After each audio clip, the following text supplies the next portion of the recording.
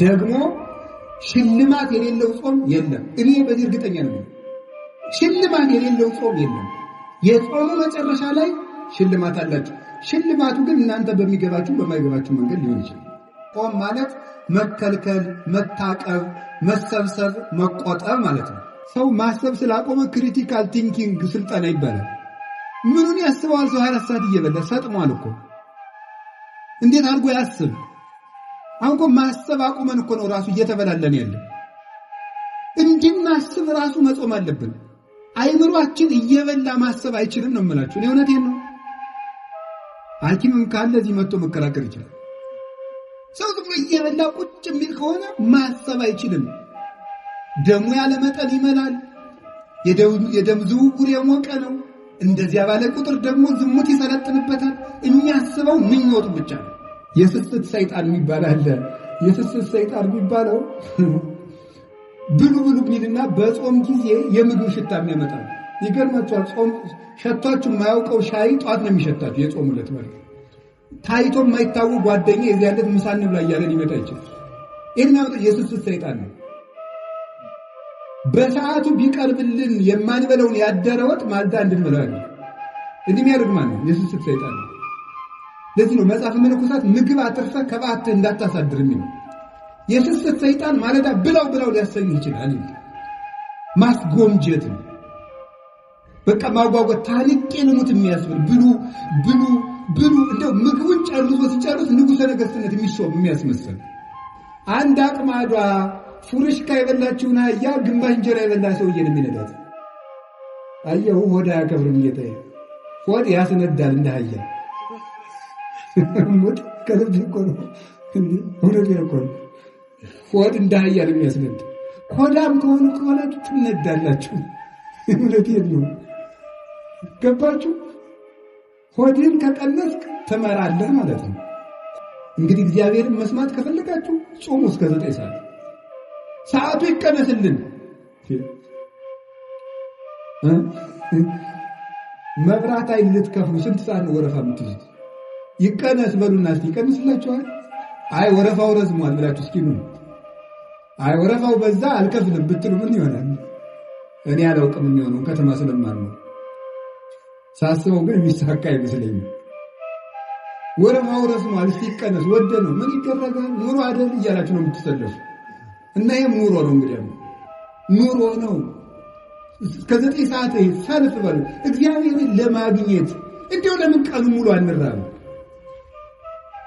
አሁን ሸክም አይደለም እግዚአብሔር ሸክም እያከበደብን። አሁን ብዙ ሰው የሚመስለው ከኢትዮጵያ ኦርቶዶክስ ተዋሕዶ ቤተክርስቲያን ውጭ የሆነ ሰው የሚያስበው ምንድነው? እግዚአብሔር ኦርቶዶክስ ሸክም እየጫነ የለም፣ ሸክም እያቀለለችልን ነው። እግዚአብሔርን ምሰልተው መብላት እንስሳዊነት ነው። ስትጾም እግዚአብሔር ነው የምትመስለው። ከፍ የምታረግ ቤተክርስቲያን እኮ ነው። ሰው ጾምን እየሻረ መብላት ሲጀምር እግዚአብሔርን መምሰሉን ነው እየተው የሚመጣው። አያችሁ እንዴት መዋረድ እንደሆነ። አልመብላት አለመጾም እግዚአብሔርን ከምንመስልበት መልክ ዝቅ ማለት ነው። ከዚህ በላይ ደግሞ ውርደት የለም። ሰው የተፈጠረው ለመብልን አይደለም፣ የተፈጠረው ለጾም ነው። እና ምን ጾመው ለምንድን ነው ካላችሁ ሰው ለመሆን ነው ምን ጾመው። እንደ ሰው ያለ አስደናቂ ፍጡር የለም። 3 ነገሮችን አካቶ የተፈጠረ ነው። ሰው መልአክ ነው፣ ሰው ነው፣ ሰው እንስሳ ነው። የነ ዳርዊንን እንስሳ አይደለም ያልኩት። ምንድነው ማድረግ ያለበት? ሰው ነው። ዝም ብሎ ሲበላ መልአካዊ ባህሪው ይጎዳል። ዝም ብሎ ደግሞ አልበላም ቢል እንስሳዊ ባህሪው ይጎዳል። መቆም አይችልም፣ ይታመማል፣ ይሞታል። ምንድነው ማድረግ ያለበት? የሰው ልጅ 2 ምግብ ነው የሚያስፈልገው። ለመላካዊ ባህሪው መጾም አለበት። ለሰብአዊ ባህሪው ወይም ደግሞ ለእንስሳዊ ባህሪው መብላት አለበት። ቅዱስ ወግሪስ የተባለ አባት ብሎ ይናገራል። በቀን 3 ጊዜ የሚበላ ሰው እንስሳ ነው ይላል። በቀን 1 ጊዜ የሚበላ ሰው ደግሞ መልአክ ነው ይላል። መላእክት ወደሚጾም ንጽህና ወዳለው ሰው ለመምጣት ይጓጓሉ። ቅዱስ ገብርኤል ወደ ነቢዩ ዳንኤል ሲመጣ እየጓጓ ለምን? ጾመኛ ነው። ጥሬ እንብላ የሚል ጥሬ እየቆጣ የባቢሎን ምግብ ይቅርብኝ እንደዚህ ወዳለ ሰው መላእክት ደስ እያላቸው ነው የሚመጡት። አቡነ ገብረ መንፈስ ቅዱስ 562 ዓመት አልበሉም አይደለም? መላእክት እኮ ክንፋቸውን ለማልበስ ነበር የሚሻሙባቸው፣ ለመጋረድ እድል ለማግኘት ነበር የሚጓጉት። እና ምግብ ያልታጠበ ዕቃ ተሐዋስያንን እንደሚሰበስበው ምግብ በተጠራቀመበት ሰውነት የሚሰበሰቡት አጋንንት ክፉ ሐሳቦች ናቸው የሚሰበሰቡት። ከሰውና ከጅብ በሆድ ማን ይበልጣል? ምን አለ ጅብ ባሉ ችግር ባሉ ማን ይበልጣል? ጅብ አይደል? ግን ትልቁ ፍጥረት ማን ነው? በሆድ የሚበልጥ ማን ነው? ይሄ እንግዲህ ስለዚህ አንፌር ነው ማለት ነው። ተኩ ከዘፋኝ ስታስፈርሙ አይደል የሚያውቃቸው ይል ዘፋኙን ፈርምልኝ ስትሉ አይደል እግዚአብሔር የጻፈው ደብዳቤ ግርም እኮ ነው የሚያደርገው። ከእግዚአብሔር መልእክት እንዲሰጣችሁ ከፈልጋችሁ ጾሙ። በወንጌል መራይከን ወበነቢያት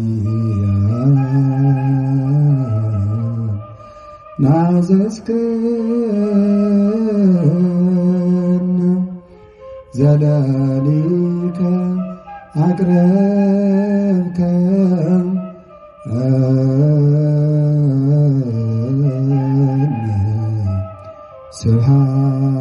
ስብሐት ለከ። እንግዲህ አሁን በዚህ ዘመን የምንኖርበት ዘመን የካፒታሊዝም ዘመን ነው። ሰውም ደግሞ አይምሮ የሰጥቶ መቀበል መርህ ነው ያለው። ምን አገኛለሁ እያለን የሚኖረው ማለት ነው። ጾም ጾሜ ምን እጠቀማለሁ? ስለዚህ ጥቅሙን ብነግራችሁ በመጣችሁበት መንገድ የምትጠቀሙበትን ነገር በዚህ ዘመን አንድ ነገር ሲያደርግ ሰው ምን ይጠቅመኛል ነው የሚለው። ጭንቅላቱ ሁሉ በመንፈሳዊ ሕይወት እንኳን ሳይቀር የንግድ ሐሳብ ነው ያለው። ጸበሎቹን እንኳን መድበን እንኳን እየጨረስናቸው ነው። የእንትና ጸበል ለእንትን ይጠቅማል፣ የእንትና ጸበል ደግሞ ለእንትን ጥሩ ነው እያለ እና ምንድነው ለሆነ ነገር ምን ይጠቅመኛል ነው የምንለው። እኔ ግን ማሳያችሁ መንፈሳዊ ጥቅሞቹን እንድናውቀው ነው። እንደዚህ ካልን እንግዲህ ጾም በራሱ ምንድነው ነው? ጾም ምንድነው? ጾም እንደምታውቁት መከልከል ማለት ነው። ጾም ብል ተካልኦተ ብእሲ እመብል ወኃጢአት። ጾም ማለት ከኃጢአትና ከምግብ መከልከል። ጾም ቢባል ቃል በቃል ሲተረጎም ጾም ማለት መከልከል፣ መታቀብ፣ መሰብሰብ፣ መቆጠብ ማለት ነው። መከልከል፣ መታቀብ፣ መቆጠብ፣ መሰብሰብ ነው ጾም ማለት። ይሄ ቃል በቃል ሲፈታ ቃል በቃል ጾም የሚለው ግሱ ዝም ብሎ ሲፈታ ቃሉ እንዲህ ይፈታል። መንፈሳዊ ትርጉም ሲሆን ደግሞ ከኃጢአት ከምግብ በታወቀ ጊዜ በጊዜው በታወቀ በተለካ በተሰፈረ ጊዜ ከመብልና ከኃጢአት መከልከል ጾም ይባላል። ለምንድነው ጾም የምንጾመው ነው? ጾም የሰው ልጅ የተፈጠረለት ዓላማ ነው። ይገርማችኋል የእግዚአብሔር ቤተሰቦች፣ ሰው የተፈጠረው ለመብልን አይደለም፣ የተፈጠረው ለጾም ነው። እና ምን ጾመው ለምንድነው ካላችሁ ሰው ለመሆን ነው የምንጾመው። ሰው ለመሆን ነው የምንጾመው። ሰው የተፈጠረ ለጾም ነው። ኦሪት ዘፍጥረት ምዕራፍ 1 ቁጥር 26 ላይ እግዚአብሔርም በመጀመሪያ ሰማይና ምድርን ፈጠረ ይልና ምዕራፍ 1 ቁጥር 1 ላይ ምዕራፍ 1 ቁጥር 26 ላይ ምንድን ነው የሚለው? ንግበር ሰብአ በአርአያነ ወበአምሳሊነ፣ እግዚአብሔርም ሰውን በአርአያውና በአምሳላችን እንፍጠር አለ። በአርአያችን በአምሳላችን እንፍጠር አለ ይላል። ታውቃላችሁ ይሄን ጥቅሱን ማታውቁትን አይደለም። ሰውን በመልካችን በአርአያችን እንፍጠር አለ። እግዚአብሔርን መስለን የተፈጠርነው። እግዚአብሔር ይበላል አይበላም? ምዕመናን እስኪ ተናገሩ እንጂ ይበላል አይበላም? አይበላም። እናንተ ዝም ብትሉ እኔ መሰክርለታለሁ። ይበላል አይበላም? አይበላም። ሰው ደግሞ በማን መልክ ነው የተፈጠረው? በእግዚአብሔር መልክ ነው የተፈጠረው። ስለዚህ እግዚአብሔር አትብሉ የሚለን እግዚአብሔር እንደዚህ ብሎ እንደ ክፉ ዳኛ እንዲያርግ ብሎ አለቅነቱን ለማሳወቅ አምላክነቱን ለማሳወቅ እኛን መግዛቱን ለማሳወቅ አይደለም እንደዚያ የሚለን።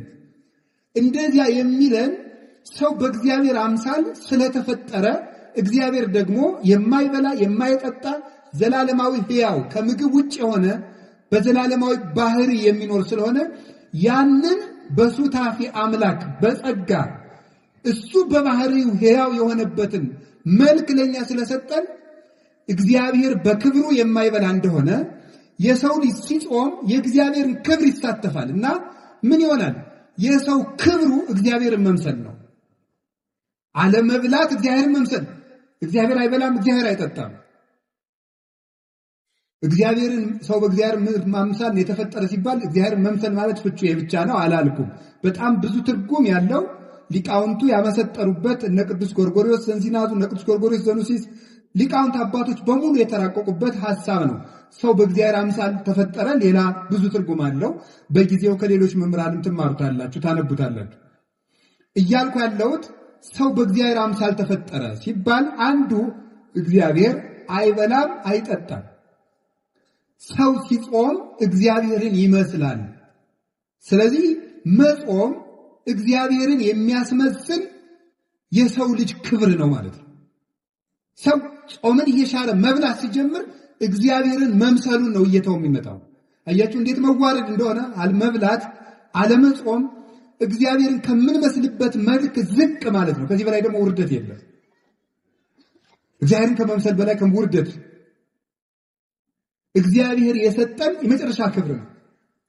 ይገርማችኋል፣ መጨረሻ ላይ እኮ ከሞት ተለይተን ተነስተን የማንበላን ምን ሆነው ስንበላ ኑረን እንኳን ወደ አለመብላት ነው የምንሄደው። ስለዚህ ጾም መጀመሪያ እግዚአብሔርን መስለን የተፈጠርንበት ዓላማ ነው። መጨረሻ ላይ ጥቂት ጥቂት እየጾም ጾሙን እየጨመር መሃል ላይ ምግብ እየበላን እንቆይና መጨረሻ ላይ ወደማንበላበት እግዚአብሔርን ወደምንመስልበት መልክ እንሄዳለን። በሰማይ እያወስቡ ወይቷሰቡ አላ ከመመላእክት እግዚአብሔር ይነብሩ። በሰማይ አይበሉም አይጠጡም አያገቡም አይጋቡም፣ እንደ ሰማይ መላእክት ይኖራሉ። ምግብ ያልፍና አለመመገብ ይቀጥላል። የሚመገበው ባህሪያችን ይታደስና ባለመመገብ ኃይል መኖር ይጀምራል። ስለዚህ ልብ በሉ፣ መጀመሪያም የተፈጠርንበት መልካችን ነው፣ መጨረሻ የምንገባበት መልካችን ምግብን ትቶ መኖር ነው። እስመ ከርስ ለመብል ወመብልኒ ለከርስ ወእግዚአብሔር ይስዕሮሙ ለክልኤሆሙ። መብል ለሆድ ነው፣ መብል ለሆድ ነው፣ ሆድም ለመብል ነው። እግዚአብሔር ሁሉንም ያሳልፋቸዋል። ባለመኖር ባለማለፍ የሚኖረው ጾም ነው። እግዚአብሔርን ያስመስላል፣ መላእክትን ያስመስላል። መላእክት አይበሉም አይጠጡም። ሰው የሰማይ መላእክት ባልንጀራ ነው። መላእክትን የሚያስመስለን ህይወት አለመብላት ነው። ይገርማችኋል፣ ሰው የእግዚአብሔር ሰዎች በጣም ሰው ልዩ ፍጡር ነው። እንደ ሰው ያለ አስደናቂ ፍጡር የለም። ሶስት ነገሮችን አካቶ የተፈጠረ ነው። ሰው መልአክ ነው፣ ሰው ነው፣ ሰው እንስሳ ነው። የነ ዳርዊንን እንስሳ አይደለም ያልኩት። ሰው መልአክ ነው፣ ሰው ነው፣ ሰው እንስሳ ነው። ሰው ያማል ማለት የሰው ልጅ በባህሪው የቆመው የተዋቀረው ከመላካዊ ባህሪ ከሰብአዊ ባህሪ እንደገና ደግሞ ከእንስሳዊ ባህሪ ነው። መላካዊ ባህሪ አለመብላት፣ አለመጠጣት፣ አለማግባት፣ አለመመኘት፣ አለማንቀላፋት እንደዚህ ያለው ነው። እንስሳዊ ባህሪ ደግሞ መብላት፣ መጠጣት፣ ማንቀላፋት፣ መመኘት፣ ፍቶት፣ ስጋዊ ፍላጎት፣ ይሄ ደግሞ እንስሳዊ ጠባይ ነው። ሰውነት ማለት ደግሞ ሁለቱንም መጥኖ መያዝ ማለት ነው። ይኸውልህ ሰው መላካዊ ባህሪ ያለው፣ ሰው እንስሳዊ ባህሪ ያለው። መላካዊ ባህሪ የመላክ ብቻ ነው፣ እንስሳዊ ባህሪ የእንስሳ ብቻ ነው። ሰው መሆን ግን መላካዊ ባህሪንም ሰብአዊ ባህሪንም እንስሳዊ ባህሪንም መያዝ ነው። መላካዊ ባህሪ አለመብላት አለመጠጣት፣ እንስሳዊ ባህሪ መብላት መጠጣት። ሰውነት ደግሞ ማለት መላክም መሆን እንስሳም መሆን ማለት ነው። እንስሳዊ ባህሪ እንዳይጎዳ ትበላለህ፣ ትጠጣለህ፣ ታንቀላፋለህ፣ ትተኛለህ፣ ትነሳለህ፣ ታርፋለህ፣ ትመኛለህ። ሁሉም በመጠን ይደረጋል። መላካዊ ባህሪ ደግሞ መብላት አይፈልግም። ሰው ሁለት የሚጎዱ ባህሪያት ነው ያሉት። ዝም ብሎ የማይበላ ቢሆን እንስሳዊ ባህሪው ይጎዳና መራመድ ያቅተዋል፣ መስራት ያቅተዋል፣ ማሰብ ያቅተዋል፣ መተንፈስ ያቅተዋል፣ ሁሉ ነገር ማከናወን ያቅተዋል። ሰው ደግሞ እንስሳዊ ባህሪውን ብቻ ቢከተል ደግሞ ምን ይሆናል? ማቀድ ያቅተዋል፣ ሰማያዊ ነገር ማሰብ ያቅተዋል፣ መንጻት ያቅተዋል፣ ዝሙት ይሰለጥንበታል፣ ራሱን መግዛት አይችልም። ስለዚህ ምንድነው ማድረግ ያለበት? ሰውን ዝም ብሎ ሲበላ መላካዊ ባህሪው ይጎዳል። ዝም ብሎ ደግሞ አልበላም ቢል እንስሳዊ ባህሪው ይጎዳል፣ መቆም አይችልም፣ ይታመማል፣ ይሞታል። ምንድነው ማድረግ ያለበት? የሰው ልጅ ሁለት ምግብ ነው የሚያስፈልገው። ለመላካዊ ባህሪው መጾም አለበት። ለሰብአዊ ባህሪው ወይም ደግሞ ለእንስሳዊ ባህሪው መብላት አለበት። ለእንስሳዊ ባህሪው መመገብ አለበት፣ ለመላካዊ ባህሪው መጾም አለበት። ሰው በአንድ ነገር ብቻ ከኖረ መኖር አይችልም ነው። ሰው ነን እኛ። ሰው ይሄንን ያካተተ ነው። እንግዲህ የእግዚአብሔር ሰዎች አሁን የግራ ጎናችሁ በቁስል ነፍሮ በስብሶ የቀኝ ጎናችሁ ብቻ እድሜ ሊቀጠልለት ይጠቅማችኋል እንዴ? አይጠቅም። እና ዝም ብሎ ሳይጾሙ መብላት ማለት ሰው አለመሆን ነው። እንደው መጽደቁን ተውት።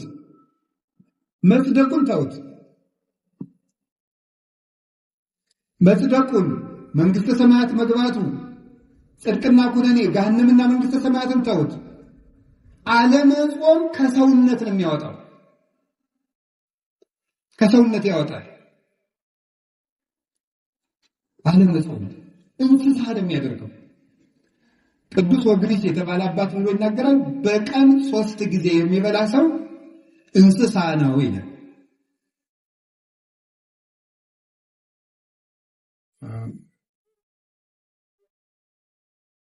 በቀን 3 ጊዜ የሚበላ ሰው እንስሳ ነው። በቀን 2 ጊዜ የሚበላ ሰው ሰው ነው። በቀን 1 ጊዜ የሚበላ ሰው ደግሞ መልአክ ነው ይላል። እግዚአብሔር ሰዎች አሁን ሰው መብልን እየቀነሰ ሲሄድ መልአካዊ ባህሪውን የሚሰለጥነው የሚያቅደው ነገር የሚያምር ሰው የማይጎዳ ሀገር የሚጠቅም ራሱን የሚያሳድግ አይምሮ ሁሉ ደብዛዛ አይደለም፣ ስል ነው፣ የተሳለ ነው። አሁን እኮ ይገርማል። ሰው ማሰብ ስላቆመ ክሪቲካል ቲንኪንግ ስልጠና ይባላል። ምኑን ያስበዋል? ሰው 24 ሰዓት እየበላ ሰጥሟል እኮ። እንዴት አድርጎ ያስብ? አሁን እኮ ማሰብ አቁመን እኮ ነው ራሱ እየተበላለን ያለ። እንድናስብ ራሱ መጾም አለብን። አይምሮአችን እየበላ ማሰብ አይችልም ነው የምላችሁ። እኔ እውነቴን ነው። ሐኪምም ካለ እዚህ መጥቶ መከራከር ይችላል። ሰው ዝም ብሎ እየበላ ቁጭ የሚል ከሆነ ማሰብ አይችልም። ደሙ ያለ መጠን ይመላል። የደም ዝውውር የሞቀ ነው። እንደዚያ ባለ ቁጥር ደግሞ ዝሙት ይሰለጥንበታል። የሚያስበው ምኞቱ ብቻ ነው። ትክክለኛ ሐሳብ ማሰብ አይችልም። እንዲገርም በደፈረሰ ውሃ ፊትን ማየት ይቻላል? አይቻልም። ውሃው እኮ ሲጠራ ነው። እኛ እንኳን ደፍርሰናል። መብላት ደፍራሳ ጭንቅላት ነው ያለ እና የምናስበው ነገር ሁሉ ደፍራሳ ነው። የጠራ ዕቅድ የጠራ ህይወት መኖር ከፈልጋችሁ እንደው ክርስቲያን ባትሆኑ እንኳን ጾም ሰውነት ነው እንምላችሁ። ወደ ጽድቁ እንመጣበታለን። ጾም ሰውነት ነው። ወደ ጽድቁ ቅድም ነግሬያችኋለሁ። እግዚአብሔርን የሚያስመስል ጾም ሰውነት ነው። ሰው መሆን ከፈልጋችሁ ጾሙ። አውሬ መሆን ከፈልግ ብላ 24 ሰዓት። እንስሳ መሆን ከፈልግ እንደ እባብ እንኳን እኮ ይጾማል። እባብ 40 ቀን ይጾማል። ስለዚህ እግዚአብሔር ሰዎች ጾም ምንድነው ከተባሉ የሰው ክብር ሰውነት ነው። ሰውን ሙሉ የሚያደርገው ሲጾም ነው። የማይጾም ሰው ሙሉ አይደለም፣ ጎደሎ ነው። ጾም ቅድም ነገርኳችሁ፣ 3 ነገር ነገርኳችሁ። እግዚአብሔርን ያስመስላል፣ መላእክትን ያስመስላል። አይበሉም አይጠጡም መላእክት። ኃይሉ ከመላእክት ይባላል። የመላእክት ኑሮ መላእክት እንደኛ ባልንጀራ የሚሆኑ ምግብ በቀነስን ጊዜ ነው። ታውቃላችሁ ትንቢተ ዳንኤል ምዕራፍ 9 ቁጥር 21 ላይ እኔ ዳንኤል እየጾምኩ እየጸለይኩ ሳለ ቀድሞ የማውቀው ሰው ገብርኤል እየበረረ መጣ። ወገሰሰኒ በጊዜ መስዋዕት ዘሰርክ በሰርክ መስዋዕት ጊዜም ዳሰሰኝ። ወመጻይኩ ከማለቡከ ጥበበ እስመ ብእስ የፍቶት አንተ ምስጢር ሊነግሩ የምትገባ ሰው ስለሆንክ ምስጢር ልነግርህ መጥቻለሁ አለኝ። ቅዱስ ገብርኤል ወደ ዳንኤል ሲመጣ እየበረረ መጣ ነው የሚለው መጽሐፍ ቅዱስ። እየበረረ መጣ የሚለው እንደው ዝም ብሎ መጣ ለምን አይለው? መላእክት የሚጾም ሰው ሕይወት ያጓጓቸዋል። ባልንጀራው ነው። ከብት የሚሄደው ወደ ከብት ነው። በግ የሚሄደው ወደ በግ ነው። ፍየል የሚሄደው ወደ ፍየል ነው። አሞራ የሚሄደው ወደ አሞራ ነው። መልአክ የሚሄደው ወደ መልአክ ነው። ወደሚጾመው ሰው መጣ እየበረረ። መላእክት ወደሚጾም ንጽሕና ወዳለው ሰው ለመምጣት ይጓጓሉ። ቅዱስ ገብርኤል ወደ ነቢዩ ዳንኤል ሲመጣ እየጓጓ ለምን? ጾመኛ ነው። ጥሬ እንብላ የሚል ጥሬ እየቆጣ የባቢሎን ምግብ ይቅርብኝ እንደዚህ ወዳለ ሰው መላእክት ደስ እያላቸው ነው የሚመጡት።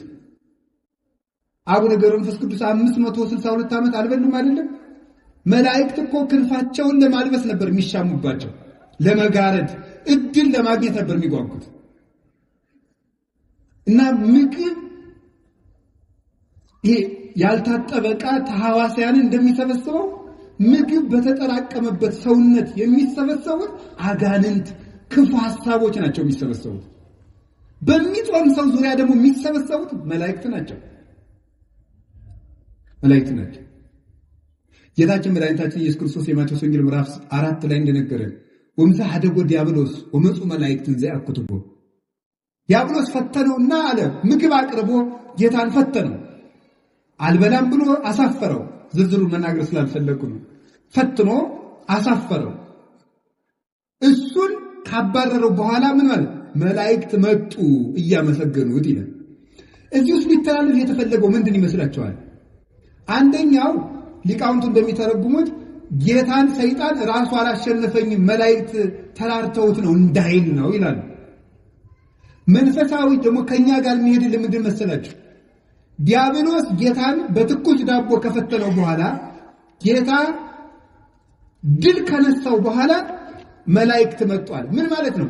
የስስትን ሰይጣን ብሉ እያለ የሚፈትነውን ጾም ለማስፈረስ የምግብ ሽታ እያመጣ ምግብ የሚጋብዙ ሰዎችን እያመጣ የሚፈትነውን ሰይጣን ወደ አሸነፈ ሰው መላእክት ይመጣሉ ማለት ነው።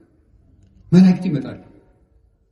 ጌታ ያንን ዳቦ ድንጋዩን ዳቦ አድርገህ ብላ ብሎት እሱን ሰው እንጀራ ብቻ አይኖርም ብሎ ካሳፈረው በኋላ ነው መላእክት የመጡት። ስስትን ካሸነፋችሁ መላእክት ወደ እናንተ ይመጣሉ ለማለት። የስስት ሰይጣን የሚባል አለ። የስስት ሰይጣን የሚባለው ብሉ ቢልና በጾም ጊዜ የምግብ ሽታ የሚያመጣ ይገርማችኋል። ጾም ሸታችሁ የማያውቀው ሻይ ጧት ነው የሚሸታችሁ። የጾሙለት ማለት ታይቶ የማይታወቅ ጓደኛ የዚህ ያለት ምሳን ብላ እያለ ሊመጣ ይችላል። ይሄኛው የስስት ሰይጣን ነው።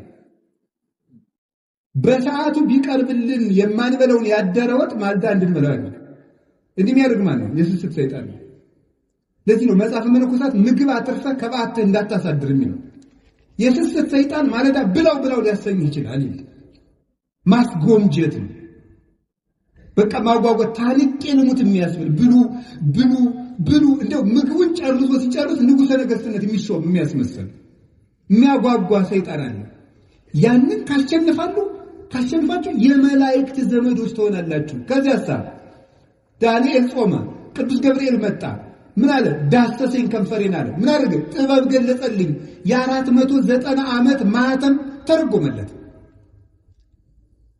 ትንቢት ተረጎመለት። ምስጢር ነገረው። ልብ ሰጠው።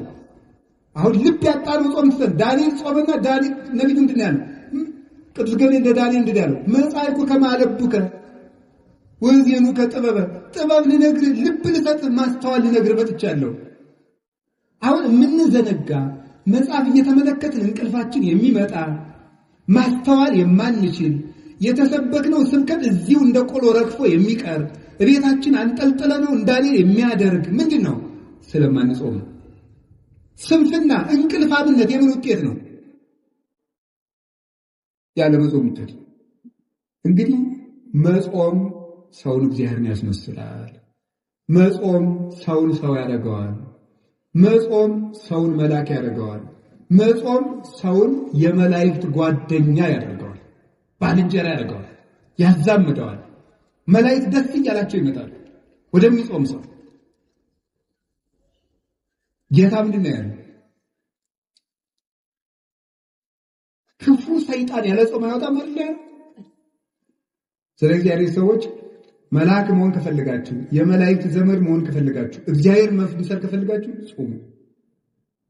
የነቢያት ጾም ደግሞ አባቶቻችን በረከት ተቀብለውበታል። አንደኛ ተመልከቱት፣ የነቢያት ጾም የሚጀምረው ከሙሴ ነው። ሙሴ 40 ቀን ጾሟል። 40 ቀን ሲጾም ምንድን ነው ያደረገው? ሲጾም 40 ቀን እየጾመ ከእግዚአብሔር ጋር ቃል በቃል ተነጋገረ ይላል። 570 ጊዜ ጾም ከእግዚአብሔር ጋር የመነጋገር ባለሟልነት የሚያሰጥ ነው። እግዚአብሔርን ማነጋገር ደግሞ ቀላል ነገር ይመስላችኋል እንዴ? አንድ ትልቅ ሰው እንኳን ሊያነጋግራችሁ ቀጠሮ ሲይዝላችሁ እንዴት ነው ደስ የሚላችሁ? እግዚአብሔርን ቃል በቃል እንደ ጓደኛ 570 ቃላትን እንዲነጋገር ያደርገው ነው ጾም። ጾም ምን ይጠቅማል ብትሉ ይሄ የነቢያት ጾም፣ አሁን ህዳር ጾም የምንለው ምን ጾመው ከእግዚአብሔር ጋር የሚያነጋግር ጾም ነው። እንግዳው ከእግዚአብሔር ጋር መነጋገር የሚፈልግ ይጾም። ከሰይጣንና ከስጋው ጋር መነጋገር የሚፈልግ ደግሞ ይብላል። ምርጫው እናንተ። ሙሴ ይሄንን ጾም ጾሞ እግዚአብሔርን አነጋገረ። ከዚህ በላይ እድልስ አለ ወይ? እግዚአብሔርን ከማነጋገር በላይ ምን እድል አለ? እግዚአብሔርን ለማነጋገር 100 ዓመትስ ብንራብ እግዚአብሔርን ማነጋገር እኮ የነፍስ ጥጋብ እኮ ነው። እግዚአብሔርን ማየት፣ እሱን መስማት። አጸም ዘይነብበን እግዚአብሔር አምላኬ እስመ ውእቱ ይነብብ ሰላም ለሕዝቡ። እግዚአብሔር ንግግሩ ሰላም ነው፣ ልብን የሚያረጋጋ። የእግዚአብሔር ንግግር የሞት ማሰሪያን የሚቆርጥ ነው።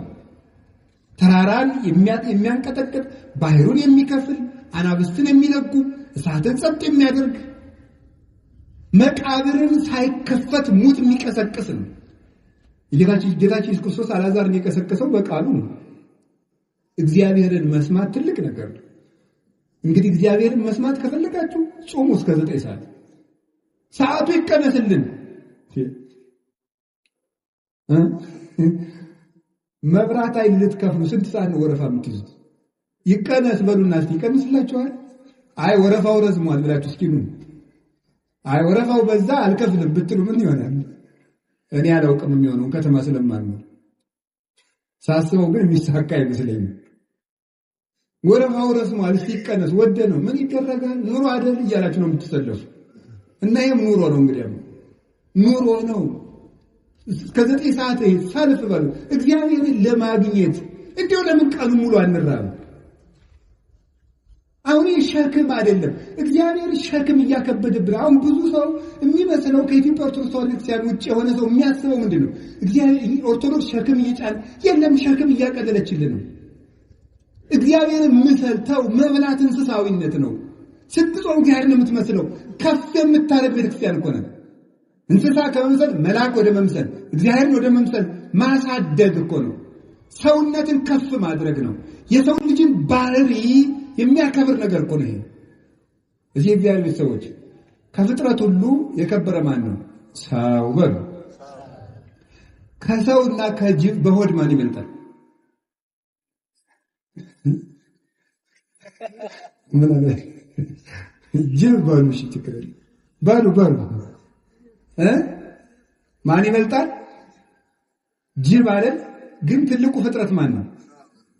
በሆድ የሚበልጥ ማን ነው? ይሄ እንግዲህ ስለዚህ አንፌር ነው ማለት ነው። እኛ ከበለጥን በሆድ መብለጥ ያለብን ማን ነው? እኛ ነበር መብለጥ የነበረብን።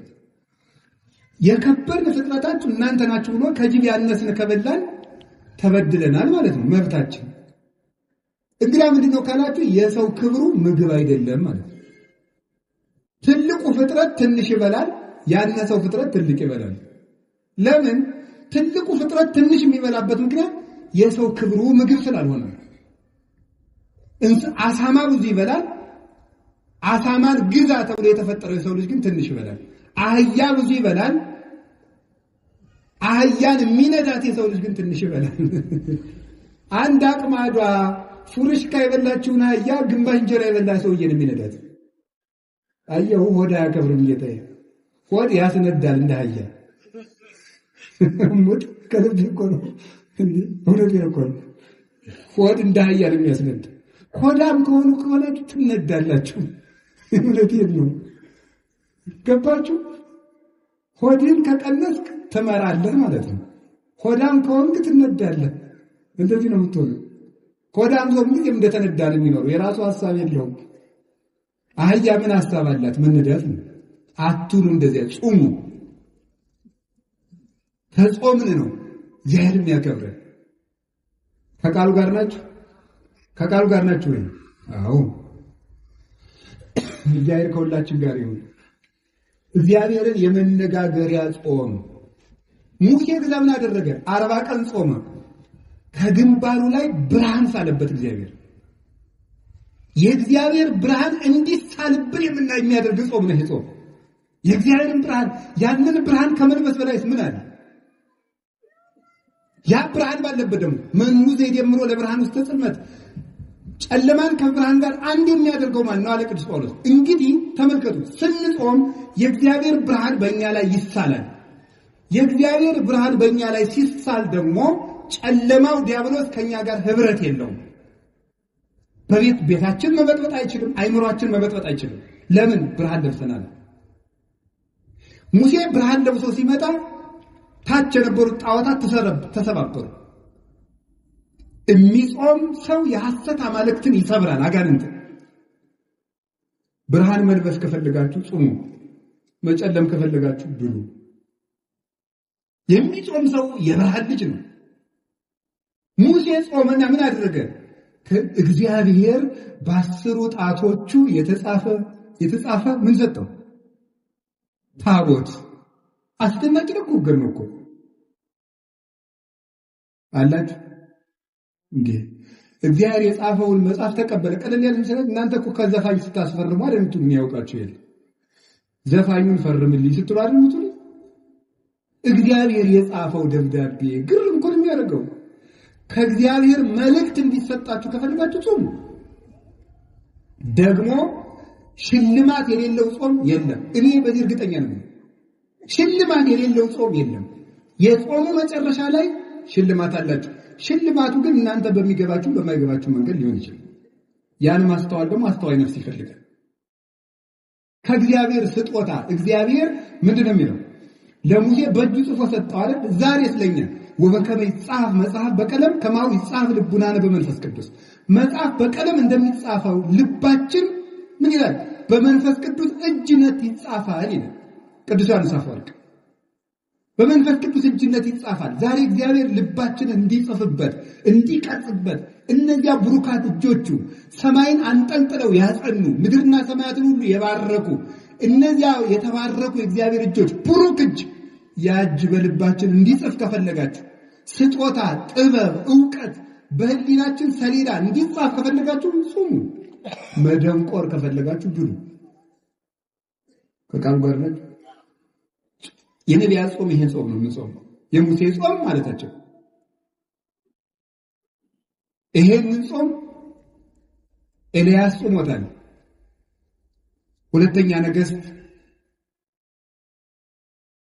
አንደኛ ነገሥት ምዕራፍ 19 ቁጥር 7 ላይ ታገኙታላችሁ። ነብዩ ኤልያስ ከኤልዛቤል ተሰዶ ሲሄድ መልአኩ አመጣና ተበሳጭቶ እንዲሁ ከዚህ ሁሉ መከራ እንግዲህ ግደለኝ አለ ይላል። ግን ኤልያስ ሞት ፈርቶ ሳይሆን ሰማዕትነትን ስጠኝ ማለት ነው ይላል ቴዎዶሲዮስ የሚባል ሊቀ ሃይማኖት አቦ ላይ ሲተረጉም። እባክህ ሰማዕትነትን አትንፈገኝ ሲል ነው እንጂ ኤልያስ ተናዶ አይደለም፣ ፈርቶ አይደለም ኤልዛቤልን ይላል። ዛፍ ስር ተኛ ይላል። ከተኛበት መልአኩ ቀስቅሶ ብላ አለው፣ አበላው። በላና ተኛ። ብላ አለው፣ አበላው። 2 ጊዜ አበላውና ኤልያስ 40 ቀን ተጓዘ። 40 ቀን ተጓዘና 40 ቀን ጾሞ ወደ ብሔረ ሕያዋን በሳት ሰረገላ ዮርዳኖስን ተሻግሮ ተነጠቀ። ጾም ምን ያደርጋል ስትሉኝ ወደ ሰማይ ይነጥቃል። ጾም ምን ያደርጋል ስትሉኝ ሞትን ይቃወማል። ኤልያስ 40 ቀን ጾመና ከሞት ዓይን ተሰወረ። ከዓይነ ሞት ይሰውራችሁ ይላል የገጠር ሰው ሲመርቅ፣ ይሰውረን። እንግዲያማ ሞት እንዳያየን ከፈለጋችሁ ጾም። ከዓይነ ሞት ተሰወረበት፣ ወደ ሰማይ ተነጠቀ። ከፍ ያለ ልልና የሚሰጥ ጾም ነው። አሁን ይህን ጾም ስንጾም እንደ ሙሴ ብርሃን ሳልብኝ፣ ቃል በቃል አነጋግረኝ፣ መልእክትህን በልቤ ጻፍልኝ፣ እንደ ኤልያስ ከሞት ሰውረኝ፣ ወደ ሰማይ ከፍ አድርገኝ ማለታችን ነው ስንጾም። ትልቅ በረከት እኮ ነው እግዚአብሔር እየሰጠን ያለው። ይሄንን ጾም ተምራችሁታል ካሁን በፊት። ማን ጽፎታል? እዝራ ጽፎታል፣ ጾሞታል። ነብዩ እዝራ እስራኤል በ580 ዓመት ዓለም ጌታ ከመወለዱ በፊት ባቢሎን ተማርከው ኑሮ 70 ዓመት ተማር በምርኮ ከኖሩ በኋላ ሲመለሱ ናቡከደነጾር ያቃጠላቸውን መጻሕፍት ሁሉ በመጽሐፍ እዝራ ሱቱኤል ላይ እንደተጻፈው 40 ቀን ጾሞ ገጽ በገጽ 70 ዓመት ተቃጥለው የቆዩትን መጽሐፍ መንፈስ ቅዱስ በዓይነ መነጽር የመጻሕፍቶቹን ገጽ እየነገረው ሙሉ መጽሐፍትን ብሉይ ኪዳንን አጽፎታል። እንግዲያውማ የጠፋ ምስጢር የሚገልጥ ጾም ነው። ጾም ከመጻሕፍት ጋር ያገናኛል። ህሙግ መብል የሐምግ ልበ፣ የደፈረሰ ምግብ ልብ ያደፈርሳል ይላል በዚያ ትንቢተ ዳንኤል ላይ። የሆነ ያልሆነውን እያጠራቀመ 24 ሰዓት ያለ ጾም የሚበላ ሰው መጽሐፍ መመርመር አይችል፣ አይገባው። መጽሐፉን ሁሉ የሚተረጉመው እንደ ሐሳቡ ነው የሚተረጉመው። እንደሚመቸው ነው የሚናገር። ስለዚህ የጠፋ ምስጢር የሚገልጥ ጾም። አባቶቻችን ይሄንን ጾም ጾመው ብዙ በረከት አግኝተውባታል። ሞትን ተቃውመዋል። አስቴር ይሄንን ጾም ጾማለች 3 ቀን። አስቴር 3 ቀን በመጾም ያገኘችው ምንድነው? በ127 ሀገሮች በሙሉ ተበትነው የነበሩ የሞት ደብዳቤ የተጻፈባቸውን ወገኖቿን ከሞት አድናለች። 3 ቀን ጾማ እግዚአብሔር ለምና በ3 ቀን ጾም የአንድ ሀገር ሕዝብ ሊጠፋ ሲል ሰይፍ ያስመለሰ ጾም ነበር 3 ቀን። አሁን ከህዳር 15 እስከ ታኅሳስ 9 44 ቀን ነው የምንጾመው። 3ቱ ቀን ጾመ አስቴር ነው። 40ው የሙሴ ኤልያስ የነቢያት ነው። 3ቷ ቀን ምን ያደረገችበት ነው? በ3 ቀን ጾም የሀገር ሞት አስቀርታለች። እኛም ይሄንን ጾም ስንጾም በሀገር የሚመጣ ሰይፍ ይመለሳል።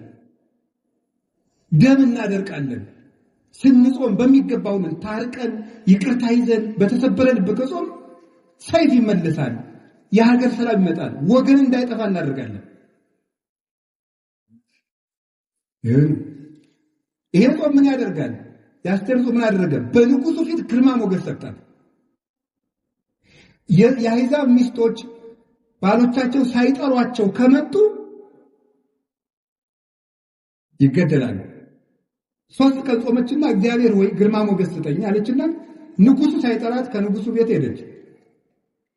በደስታ አነጋገራት። በሚገላት ንጉስ ፊት በምትገደልበት ርዕሰ ጉዳይ ሽራ ሂዳ ግርማ ሞገስ ያገኘችበት የ3 ቀን ጾም ነው። ግርማ ሞገስ፣ መወደድ። ግርማ ማለት በመጽሐፍ ቋንቋ ብዙ ትርጉም መፈራት፣ መወደድ፣ ባለሟልነት ተብሎ ይተረጎማል። መወደድ ራሱ እንዲያው አንዳንድ ሰው አለ እኔ እንደው በየርኩበት ሰው አይወደኝም የሚል ሰው ጾም። እውነቴን ነው። አስቴርን እኮ አሕዛባዊ ንጉስ ወዷታል። እንደው በየርኩበት አይወደኝም፣ መስሪያ ቤት ሰድ አልወደድም፣ በየርኩበት በር ይዘጋብኛል። ጾም አዛኝን ከልክ ከጾማችሁ ሰው ይወዳችኋል። ከጾማችሁ መልአክ አለላችሁ። ያ መልአክ የንጉሱን ልብ ያራራዋል፣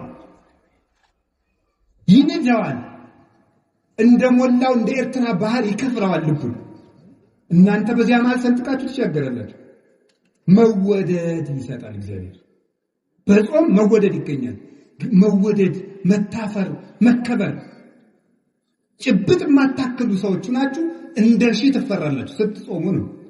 አቡነ ሐራ ድንግል ኢትዮጵያዊ ጻድቅ ሲጾሙ እየኖሩ በቀን የሚመገቡት አንድ ኮል ምንድነው እንኳን ነው የሚመገቡት።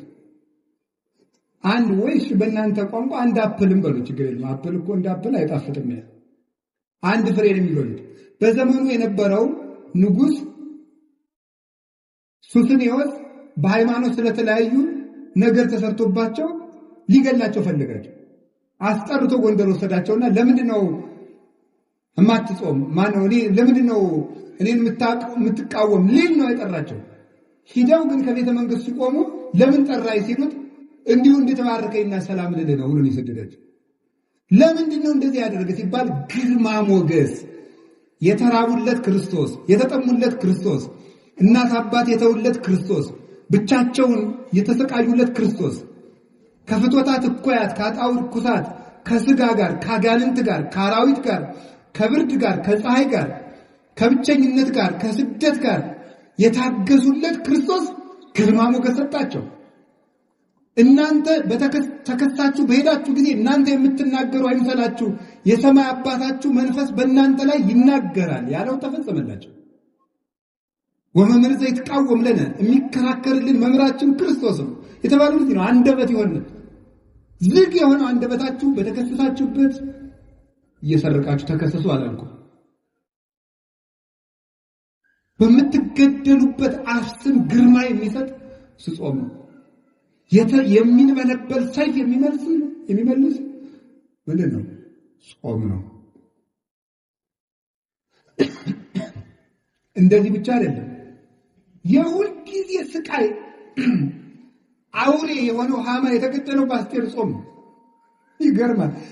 ጾም ማለት ያለ ሰይፍ የሚዋጉበት ረቂቅ የብርሃን ሰይፍ ነው። አስቴር ወገኖቿን የሚጨርሰውን ሃማን ለመጋደል ሰይፍ አልታጠቀችም፣ ጾመች። ስትጾም እሷ ሰይፍ ሳታነሳ የሷን ወገኖች የሚገድለው ሃማ ራሱ የሷን አጎት ሊሰቅልበት ባዘጋጀው እንጨት ተሰቅሎ ሞተ። ለሚመለስ ጠላት ልብ የሚሰጥ ልቡ ለደነደነ ጠላት ደግሞ የሚዋጋ ሰይፍ ጾም ነው። ዮዲት የምትባለው 3 ቀን ጾማ ነው የእስራኤልን ጠላት ንጉስ ያሸነፈችው። ጾም ጠላት ያሸንፋል። ይሄ ብቻ አይደለም። የተዋረደውን መርዶክዮስን ሹመት ሰጠው፣ ክብር ይሰጣል። ጾም ወርቆ የነበረውን ሃማ ስላልሰገደልኝ እገለዋለሁ ያለውን መርዶክዮስን በሃማ ወንበር ያስቀመጠ የአስቴር ጾም ነው። ጾም የተዋረዱትን ከፍ ያደርጋል፣ ትዕቢተኞችን ያዋርዳል። ጾም ወደ ክብር መውጫ መሰላል ነው። ይህንን ነው የምነግራችሁ የእግዚአብሔር ቤተሰቦች። ስለዚህ ይሄ ጾም ትልቅ ጾም ነው። ይሄን ጾም ጾመው አባቶቻችን ምን ያደረጉት? የተስፋ ጾም ነው። የነቢያት ጾም የተስፋ ጾም ምንድን ነው ያለው? እባክህ ተወለድልን ብለው ፍጥረታት በሙሉ የሚናፍቁትን ክርስቶስን ለማየት አባቶቻችን የተራቡት ረሃብ ነው። ክርስቶስን ለማግኘት የተራሃቡት ረሃብ ነው። እንባዬን ከመጠጥ ቃል እጠጣዋለሁ እንዳለ ቅዱስ ዳዊት እንባውን ከሚጠጡት ጽዋ ጋር እያንጠበጠቡ እየጠጡ አምላኬ አምላኬ ገይሳቤከ ጸማት ነፍሴ ለከ አምላኬ ወደ አንተ ገሰግሳለሁ ነፍሴ አንተን ተጠማች እያሉ ማይዚ እበጽ ወእሬ ገጾል አምላኬ ፈጣሪን ፊት የማየው መቼ ነው እያሉት ፊት ፈጣሪን ፊት መቼ ነው የማየው? ከማያፈቅር ኃይል ሃማንቂ ተማያት ከማውት አፈቅር ነፍሴ ያ በእግዚአብሔር አምላኬ ጸማት ነፍሴ ለከ ዋሊያ ወደ ተጠማ እንደሚናፍቅ ነፍሴ እግዚአብሔርን ተጠማች ወዴት ነው የምደርሰው እያሉ እባክህ ሰማያትን ቀደህ ውረድ ያሉት እንደ ፌቆን ተንስ ወተመሰላለ ወይጠል እኔን ለማዳን ስትመጣ እንደ ፌቆ እንደ ዋላ እየዘለልክና ይላል መኃልየ ሰሎሞን። ልጅ ወንድሜ በተራሮች ላይ እየዘለልክና ያ ውሃውን ለመጠጣት እየቸኮለ ተራራውን መር እያለ ሰፊውን መሬት እየቆነጠረ እንደሚወርደው በስጋ የምትዛመደኝ ወልዶ ኃይል ክርስቶስ እኔን ለማዳን ወደዚህ ምድር ስትመጣ እንደ ፌቆ እየፈጠንክና አትቅርብን፣ ሥጋ ለብሰህ አድነን፣ በምሕረት ተመልከተን ብለው የለመኑት የተስፋ ጾም ነው። ይሄንን ተስፋ ለመኑት። ፈኑ ዲከ ማርያም አሉት። ወኮ እጅን ከአርያም ላክልን አሉት። ወኮነ ጽድቅነ ከመጸርቀ ትክቶ ልብሳችን እንደ መርገም ጨርቅ ሆነ አሉ። ይሄንን ይዘው የለም ፈኑ ብርሃነ ወጽድቀከ ብርሃነ ወጽድቀከ እባክህ ብርሃንና ጽድቅህን ላክልን አሉት። ይሄንን ልመና እሱን ተስፋ አድርገው የለመኑበት ጾም ነው፣ የተስፋ ጾም ነው። የመጨረሻይቱ አንድ ቀን ገሃድ ትባላለች። ገሃድ ማለት መገለጥ ማለት ነው። ገሃድ ማለት መገለጥ። ነቢያት ሙሴ 40 ቀን የጾመለት፣ ኤልያስ 40 ቀን የጾመለት፣ ዕዝራ 40 ቀን የጾመለት፣ አስቴር 3 ቀን የጾመችለት አምላክ ሊገለጥ ነውና ከሥጋ ፈቃድ ተለይተን ራሳችንን ገዝተን መገለጡን እንይ ለማለት አንደኛው ጾም ገሃድ ትባላለች። መገለጡን እንይ፣ ጾመን ይገለጥልን፣ መልአክ መስለን ይገለጥልን። ታውቃላችሁ ጌታችን መድኃኒታችን ኢየሱስ ክርስቶስ ለእረኞቹ የተገለጣቸው ከመላእክት ጋር ነው። መላእክት ደግሞ አይበሉም አይጠጡም። ገሃድ እግዚአብሔርን የተገለጠላቸው በቤተልሔም እነሱም በማይበሉበት ሰዓት በሌሊት ነው። ያንን አምላክ ዘነቢያት ሰበክዋ አስተርአየ ገሃደ እንዳለ ቅዱስ ያሬድ ነቢያት የሰበኩት እየጾሙ የሰበኩት አምላክ ገሃድ ተገለጠ። ቅዱስ ያሬድ በዝማሬው ኤጲፋንያ ብሎ የሚጠራቸው አንዱ ልደት ነው። ኤጲፋንያ ማለት አስተርእዮ ነው። 29 ኤጲፋንያ ይባላል፣ 10 ኤጲፋንያ ይባላል፣ 11 ኤጲፋንያ ይባላል፣ 12 ኤጲፋንያ ይባላል፣ 13 ኤጲፋንያ ይባላል። 5 ኤጲፋንያን የሚሰራው ኤጲፋንያ ማለት መገለጥ አስተርእዮ ነው። ለምን ነው ልደትን መገለጥ ያለው? ኤጲፋንያ ነው። የማይታየው አምላክ ሥጋ ለብሶ የመላእክት ምኞታቸው ተፈጸመ። ይሄንን በረከት ለመሳተፍ ነው የምንጾመው። ዛፈቶም ለመላእክት ከመያውጽጎ መላእክትን እንዲያዩት የሚያስመኛቸው ጌታ በጠባብ ደረት በአጭር ቁመት ተወስኖ ለሰው ለመታየት የተገለጠበት አምላክ እግዚአብሔርን በልደት ለማየት ይችን ቀን ጨምረን እንጾማለን። አልፎ የለ እንዳንባል የነቢያት መሰረት የሚናጋ መሰረት አይደለም። ዲበ መሰረተ ነቢያት ወሐዋርያት ተሐነጽክሙ ወእምነ ማዕዘንቱ ሰለሊሁ እግዚእነ ኢየሱስ ክርስቶስ። ኤፌሶን ምዕራፍ 2 ቁጥር 20 ላይ በነቢያትና በሐዋርያት መሰረት ላይ ታንጻችኋል። የማዕዘኑ ራስ ማን ነው ይላል? ክርስቶስ ነው ይላል። የማዕዘኑ ራስ ክርስቶስ ነው። ስለዚህ የነቢያት ጾም በጊዜው መልስ አግኝተውበታል፣ ለኋላው ተስፋ ይዘውበታል፣ ተስፋቸውም ተፈጽሞበታል። ክርስቶስ እንዲገለጥ ያደረገ ቀጠሮ ያጸና የተስፋ ጾም ነው። ወደ ብሉይ ኪዳን መመለሳችን ሳይሆን በነቢያት መሰረት ላይ ቆመን፣ በሐዋርያት መሰረት ላይ ቆመን በማዕዘኑ ራስ በኢየሱስ ክርስቶስ የመጽናት ምልክት ነው። በነቢያትና በሐዋርያት መሰረት ቆሙ የተባልነው ደግሞ ሐዋርያውን የሰበከን ጌታችን ኢየሱስ ክርስቶስ በወንጌል እስከሚገለጥና ተስፋውን እስኪሰጠን ድረስ በነቢያት ሲያረጋጋን ኑሯልና በወንጌል መራይከን ወበነቢያት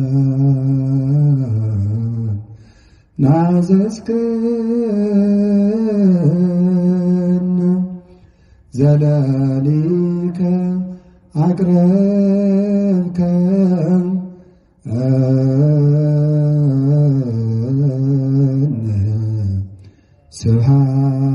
ስብሐት ለከ ወስብሐት ለእግዚአብሔር። ይቆየን።